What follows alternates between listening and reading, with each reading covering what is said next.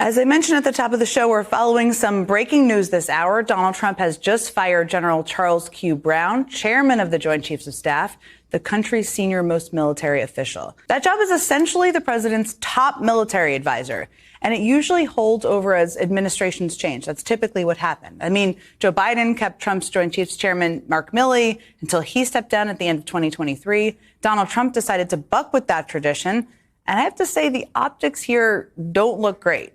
CQ Brown was only the second black man to ever hold that position, and he just got fired amid Trump's push to end programs promoting equality in the federal government. He will be replaced by retired three-star Air Force Lieutenant General Dan Kane. Courtney Kuby is a senior NBC News correspondent covering national security and the Pentagon. Few people know more about what happens in that building than Courtney. Courtney, what we know at this point is limited amounts of reporting. There's obviously the Truth Social post from Donald Trump where he announces he's planning to... What's happening, people? Welcome to Dr. John Podcast again. 5 former secretaries of defense, Perry, Panetta, Hagel, Mattis, and Austin, have signed a joint letter demanding Congress address Trump's reckless firing of the Joint Chiefs chairman and other senior military leaders. They warn the politically motivated dismissals threaten the apolitical professionalism that has been the cornerstone of American military excellence for generations, marking an unprecedented break in civilian-military relations. The specific demands that the 5 former secretaries made in their letter are equally unprecedented in their specificity and their constitutional significance. They demanded that Congress hold immediate hearings on the firings, insisting that the legislative branch exercise its oversight responsibilities to understand the justification for removing the most senior military leaders in the country. Nominate Air Force Lieutenant General Kane. I want to talk to you about that. But first, let me start by just asking you,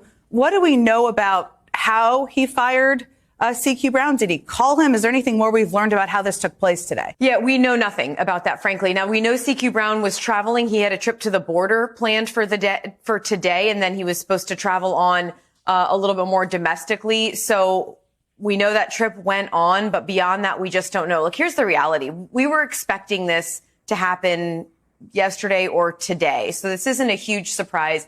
We've been talking about the possibility of Lieutenant General Kane to replace the chairman. And just given the pattern of how this has been, the administration has been carrying out these sorts of things, we were all sort of expecting this to be on a Friday night. That being said, what we've gotten here are statements with no additional context to exactly what happened here.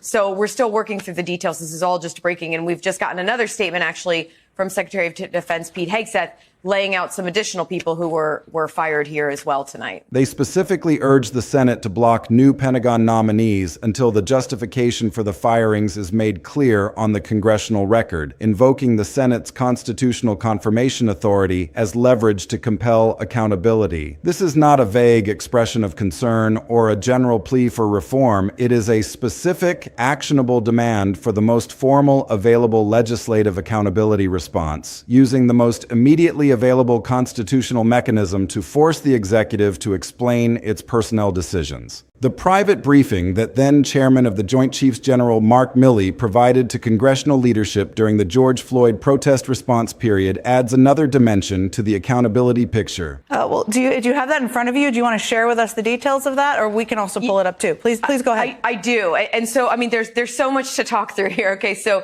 several of the people who were fired, according now to Secretary Hegseth, and the way that this has been laid out, I should say, is that they are looking for people to replace these individuals. They're not actually saying they were fired, but the reality is that's what's happening here. So the Chief of Naval Operations, Admiral Lisa Franchetti, why that is an important person to mention here is she was the first woman to run the Navy, the first female Chief of Naval Operations, and critically now both of the women who were in positions running service chiefs, that is the Commandant of the U.S. Coast Guard and now the Chief of Naval Operations, have now both been fired by President Donald Trump. Admiral Linda Fagan was fired within literally hours of Donald Trump being inaugurated, and now Lisa Franchetti.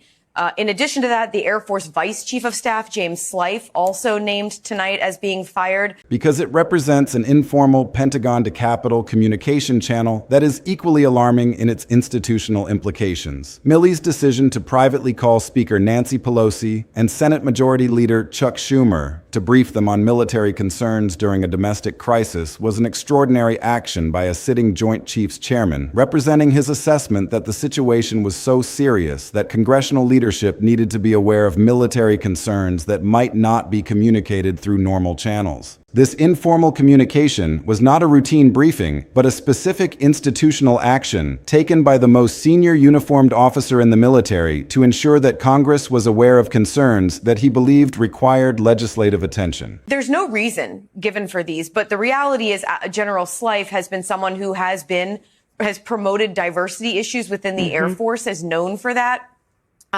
That's candidly most likely why he was targeted. In addition to that, also several judge advocates general, JADs, are also now set to be replaced, according to Pete Hegseth.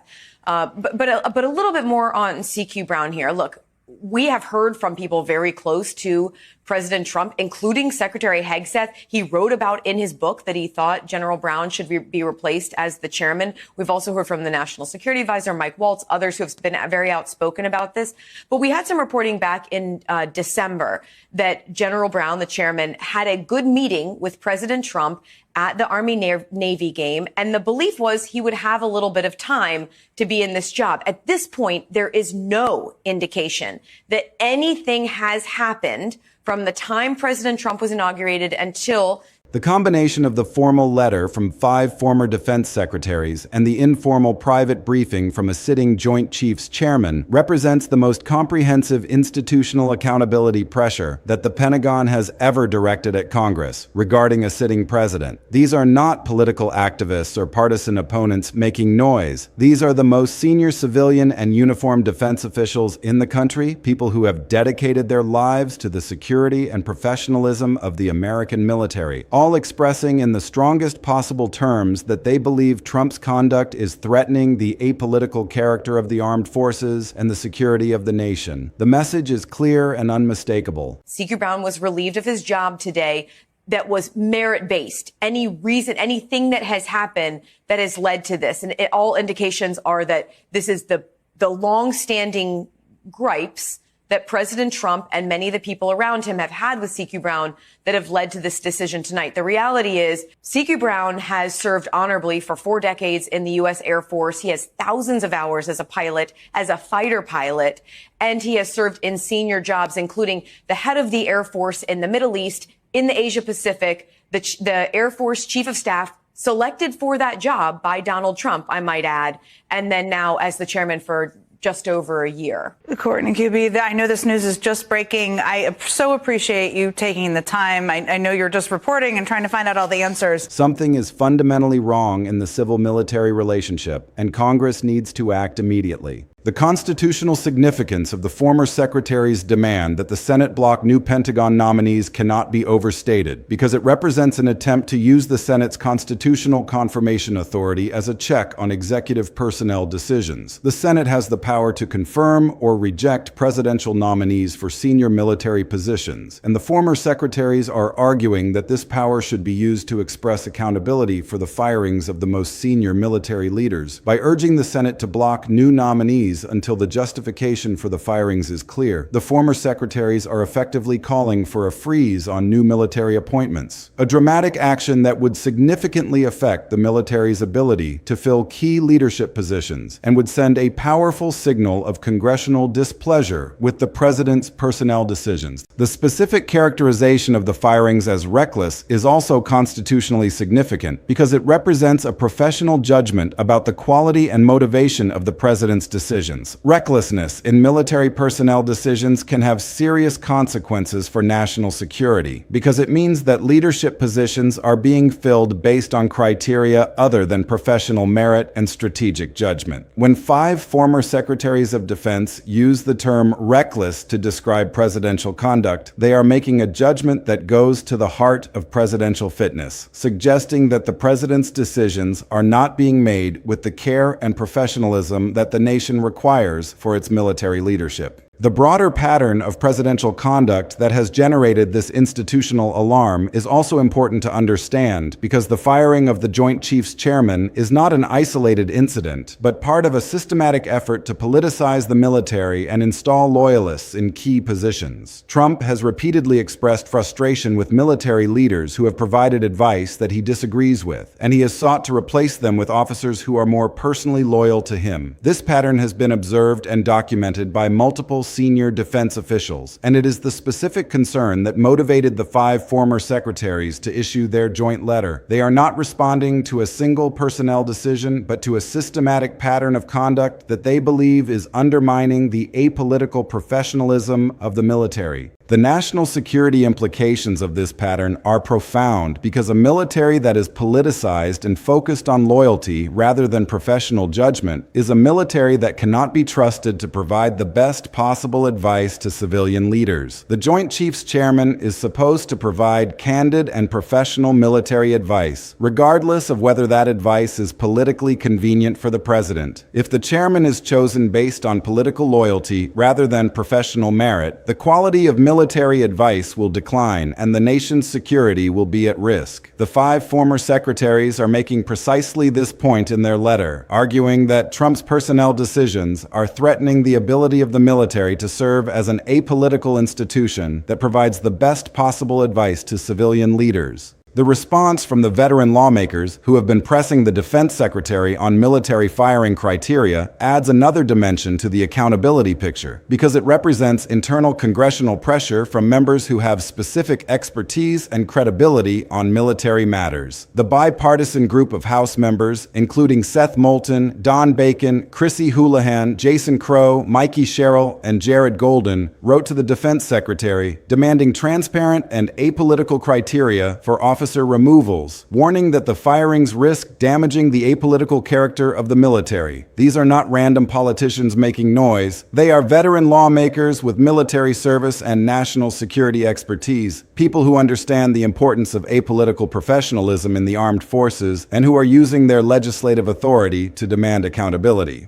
The 2026 Iran war threats and the associated removal demands add another layer of urgency to the accountability picture because they represent the most recent and most alarming activation of the Pentagon to Congress accountability pressure system. Over 70 Democrats formally demanded Trump's removal through impeachment and 25th Amendment invocation after Trump made threats regarding Iran that many observers characterized as reckless and dangerous. Representative Ro Khanna's specific statement invoking the 25th Amendment and calling for removal based on war crimes threats was particularly significant because it explicitly linked presidential rhetoric on war and nuclear matters to the constitutional mechanism for presidential removal. This is not abstract political opposition. It is a formal constitutional argument that the president's conduct on matters of war and peace is grounds for removal from office. The 3-crisis continuum that the accountability pressure system has followed is particularly alarming because it shows a consistent pattern of institutional alarm being activated by the most serious presidential conduct. The January 6th insurrection generated demands for removal through impeachment and the 25th Amendment from Republican Representative Adam Kinzinger and dozens of Democrats. The George Floyd protest period generated General Milley's private congressional leadership briefing and Speaker Pelosi's warnings about militarization. The 2026 Iran threats generated over 70 Democrats' formal removal demands, including Representative Khanna's specific invocation of the 25th Amendment. Each crisis has activated the same institutional accountability pressure system, and each activation has been more urgent and more alarming than the last. The cross-partisan character of the removal demands is also significant because it distinguishes the accumulated institutional accountability pressure from simple partisan opposition to Trump. Republican Representative Adam Kinzinger explicitly called for the 25th Amendment to be invoked after January 6th, describing Trump as unmoored from reality in terms that could not be more alarming. The veteran lawmakers pressing the defense secretary on military firings include both Republicans and Democrats, demonstrating that conservative concern about politicization of the military crosses party lines. The 5 former secretaries of defense who signed the joint letter include appointees from both Republican and Democratic administrations, representing a bipartisan consensus that Trump's conduct is threatening the apolitical character of the military. This is not a partisan attack. It is an institutional warning from the most experienced and most credible defense officials in the country. The urgency of the before global crisis hits quality of the accountability pressure is also significant because it distinguishes the current moment from previous activations of the accountability system. The January 6 demands were reactive to a completed insurrection. The George Floyd period briefings were responsive to an ongoing domestic crisis, but the 2026 Iran removal demands are forward-looking, pressing for action to prevent a global crisis from being triggered by presidential conduct that is characterized as reckless and dangerous. This forward-looking urgency is what makes the current moment so alarming, because the institutional accountability system is not just responding to what has already happened. It is trying to prevent what could happen if the president's conduct continues unchecked. The specific institutional significance of the 5 former defense secretaries' joint letter is difficult to overstate because it represents the most formally credentialed available institutional accountability demand in the modern civil-military record. 5 former secretaries of defense signing a single document demanding immediate congressional hearings is not a routine political communication. It is the most senior available former civilian defense leadership using their collective authority to make the most urgent available demand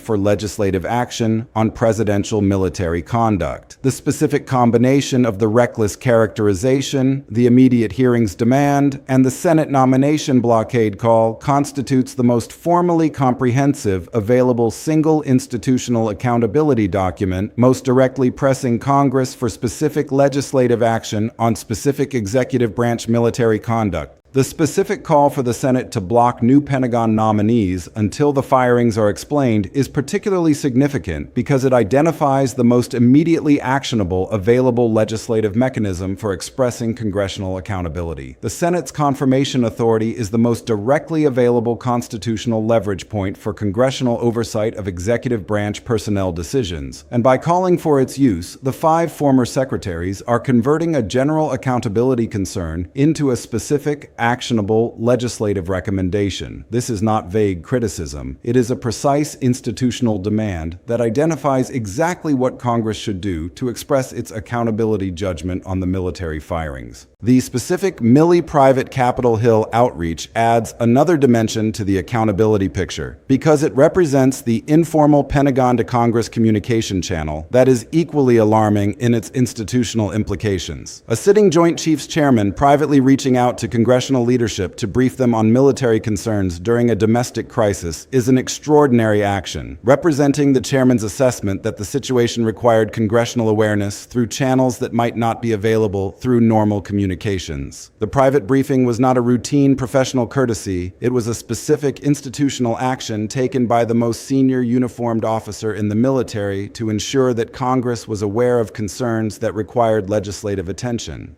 The specific veteran lawmaker accountability pressure adds another layer to the accountability picture, representing internal congressional pressure from members with specific expertise and credibility on military matters. The bipartisan group of House members who wrote to the Defense Secretary demanding transparent and apolitical criteria for officer removals are not random politicians making noise. They are veteran lawmakers with military service and national security expertise who understand the importance of apolitical professionalism in the armed forces. Their demands carry weight because they come from members who have served in uniform and who understand the institutional values that are being threatened by the politicization of military leadership. The specific 3 crisis continuum is the most alarming available structural pattern in the accumulated institutional accountability record, demonstrating that each major crisis has activated the same accountability pressure system. January 6th generated Adam Kinzinger's 25th Amendment call and dozens of Democrats' impeachment demands. The George Floyd protests generated General Milley's private congressional leadership briefing and Speaker Pelosi's warnings about militarization. The 2026 Iran threats generated over 70 Democrats' formal removal calls, including Representative Khanna's specific invocation of the 25th Amendment. Each activation has been more urgent and more alarming than the last, establishing a pattern that should concern anyone who believes in the stability of American civil-military relations.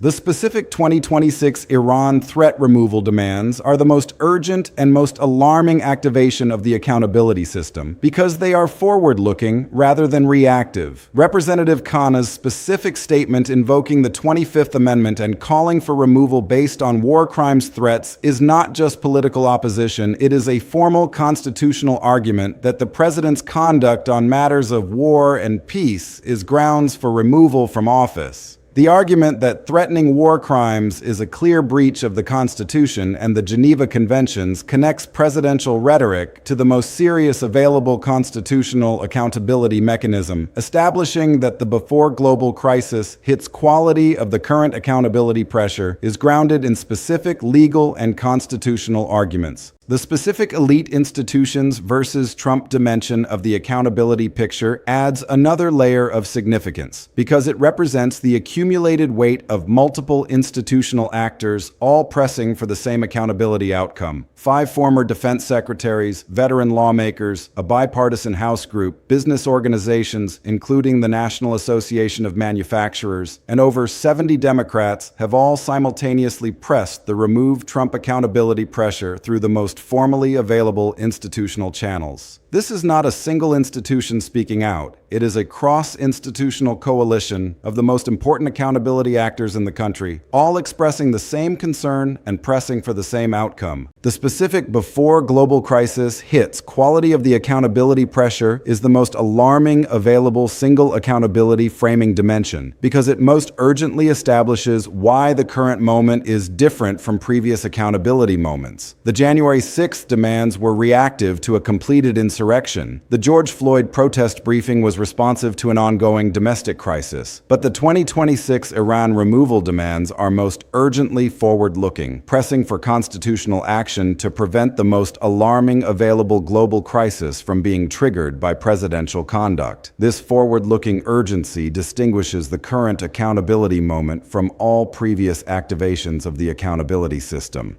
The specific accumulated institutional accountability pressure is more alarming in its distributed formal and informal channel form than any literal Pentagon chief's march to the Capitol could be in its most dramatically immediate single-event form. 5 former defense secretaries formally characterizing presidential military conduct as reckless and demanding immediate hearings is more institutionally alarming than any single dramatic confrontation because it represents the most formally credentialed available joint institutional accountability demand from the most consequentially positioned former defense officials, most urgently positioned to make the most credible available professional assessment of civil-military conduct. Milley's private congressional leadership briefing is more institutionally alarming than any public march because it represents a sitting Joint Chiefs chairman assessing a domestic crisis situation as requiring congressional leadership's awareness through the most immediately available informal accountability channel. The 3-crisis continuum is more alarming than any single activation wave because it demonstrates a consistent pattern establishing that the before global crisis hits framing is not a one-time warning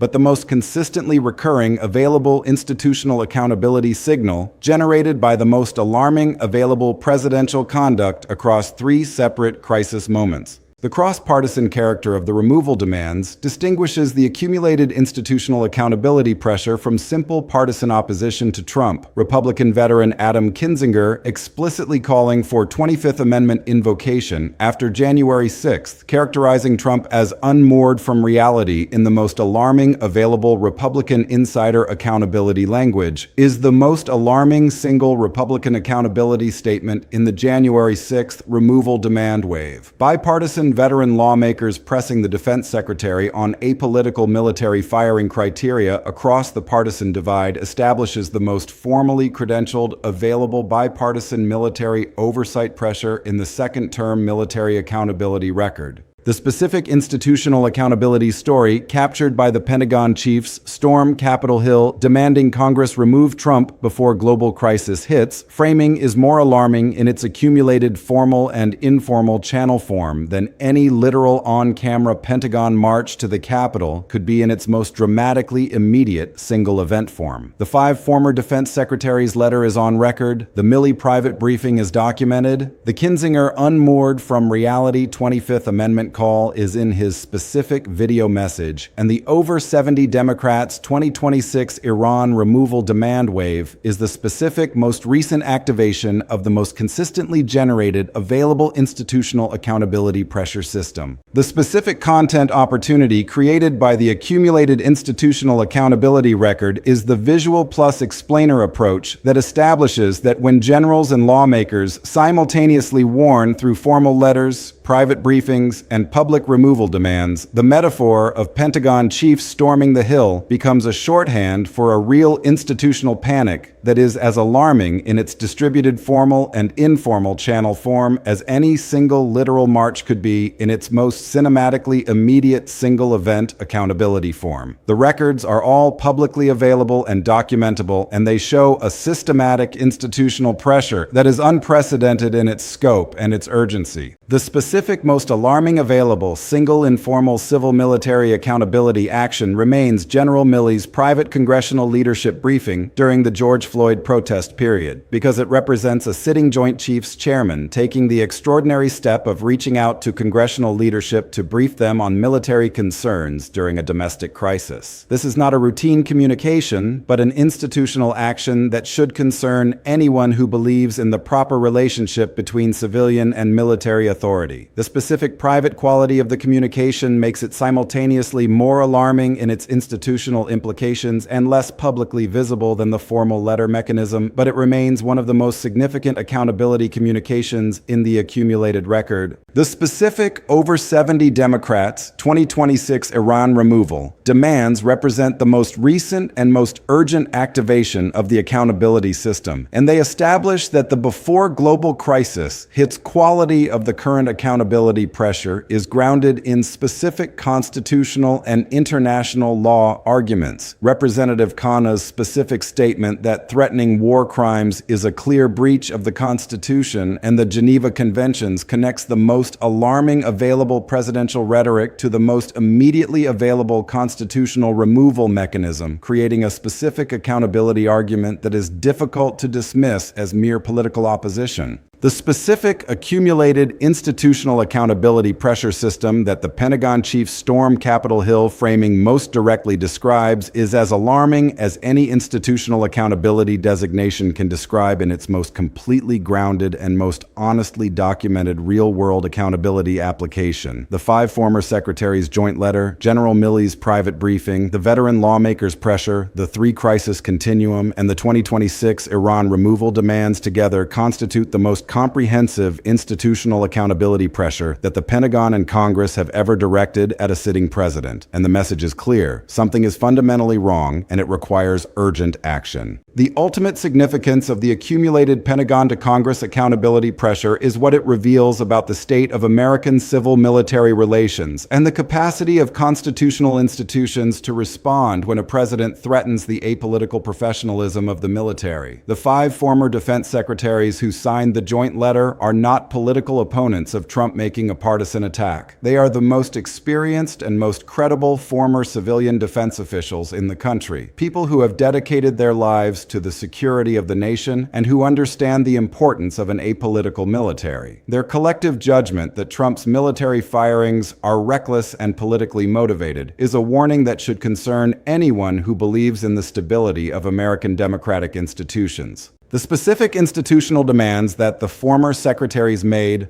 are also significant because they represent an attempt to use the constitutional mechanisms of congressional oversight to check executive personnel decisions. The demand for immediate hearings and the call for the Senate to block new Pentagon nominees are not symbolic gestures. They are specific, actionable legislative actions that could have a real impact on the ability of the executive to make personnel decisions. The former secretaries are not just expressing concern, they are calling for specific accountability mechanisms to be deployed, and their demands carry weight because of the credibility and experience of those making them. The three-crisis continuum that has activated the accountability pressure system is the most alarming available structural accountability pattern because it shows that each major crisis has generated the same institutional response. The consistency of the response across different crises, different circumstances, and different presidential conduct establishes a pattern that cannot be dismissed as coincidence or isolated incidents. When the same institutional actors raise the same concerns across multiple crises, it is evidence that there is something fundamental and recurring about the threat that Trump poses to civil-military relations and constitutional governance. The specific before global crisis hits quality of the current accountability pressure is the most urgent and most alarming element of the accumulated record because it distinguishes the current moment from previous activations of the accountability system. The 2026 Iran removal demands are not reactive to a completed crisis, but forward-looking, pressing for constitutional action to prevent a global crisis from being triggered by presidential conduct. This forward-looking urgency means that the window for action may be closing and that the failure to act could have catastrophic consequences for national security. The cross-partisan character of the removal demands is also significant because it demonstrates that the concerns about Trump's conduct are not limited to one political party, but are shared across the political spectrum. Republican veterans like Adam Kinzinger and Don Bacon have joined with Democratic colleagues in expressing concern about the politicization of the military and the need for accountability. This cross-partisan consensus is evidence that the concerns are genuine and institutional rather than partisan and political, and it gives the accountability pressure additional credibility and weight. The specific informal Pentagon to Congress communication channels that have been established, including General Milley's private briefings and the veteran lawmakers' direct pressure on the defense secretary, represent an institutional adaptation to the failure of normal accountability mechanisms. When normal channels of communication and oversight are not functioning, institutional actors find alternative ways to communicate and to pressure the system to respond. The existence of these informal channels is itself evidence of a dysfunction in the formal accountability system, and it should concern anyone who believes in the importance of regular and transparent civil-military relations. The response to the accumulated institutional accountability pressure will be a test of whether the constitutional system can defend itself against a president who threatens the apolitical professionalism of the military. Congress has the constitutional authority to check executive power through oversight, confirmation, and impeachment, and the institutional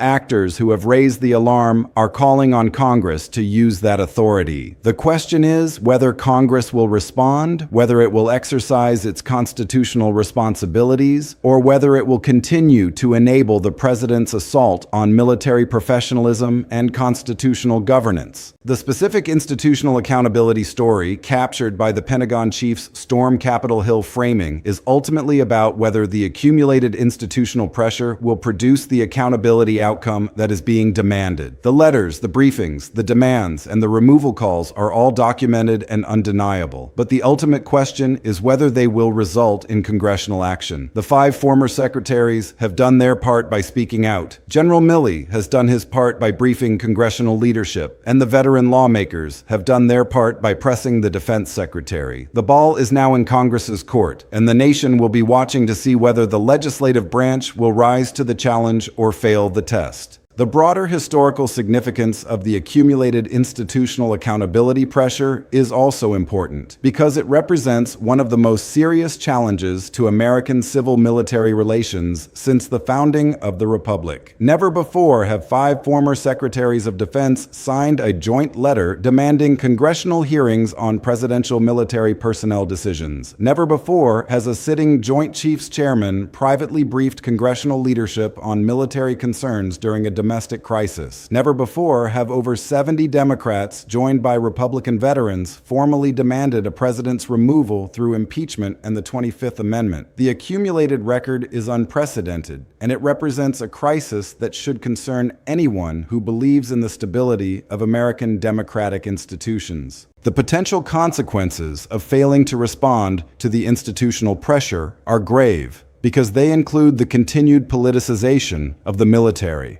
the degradation of professional military advice, and the risk of a president triggering a global crisis through reckless conduct. The 5 former secretaries were not issuing a hypothetical warning. They were making a specific professional assessment that the firings of senior military leaders threaten the apolitical professionalism that has been the cornerstone of American military excellence. If that professionalism is destroyed, the nation's security will be at risk, and the consequences could be catastrophic. The specific before global crisis hits quality of the current accountability pressure is the most urgent and most alarming element of the accumulated record, because it means that the window for action is closing and that the failure to act could have catastrophic consequences. The 2026 Iran removal demands are not a theoretical exercise, but a specific response to presidential rhetoric that many observers believe could trigger a global conflict. The institutional actors who are raising the alarm are not crying wolf. They are making specific professional judgments about the risk of presidential conduct, and they are calling on Congress to act before that risk materializes into a full-blown crisis. The ultimate outcome of the accumulated institutional accountability pressure will depend on whether Congress exercises its constitutional responsibilities and whether the public supports that exercise. The institutional actors have done their part by speaking out, documenting their concerns, and pressing for accountability. The constitutional mechanisms exist for responding to the concerns, including oversight hearings, confirmation actions, and impeachment. The question is whether those mechanisms will be used or whether the accumulated institutional pressure will dissipate without producing the accountability outcome that is being demanded. The accumulated institutional accountability record establishes that when generals and lawmakers simultaneously warn through formal letters, private briefings, and public removal demands, the metaphor of Pentagon chiefs storming the Hill becomes a specific shorthand for a real institutional panic that is as alarming in its distributed formal and informal channel form as any single literal march could be in its most cinematically immediate single-event accountability form. The record is complete and documented. The warning is clear and urgent, and the nation is watching to see whether its constitutional institutions will respond to the most serious challenge to American civil-military relations in modern history. The outcome will determine the future of American military professionalism and the security of the nation for generations to come.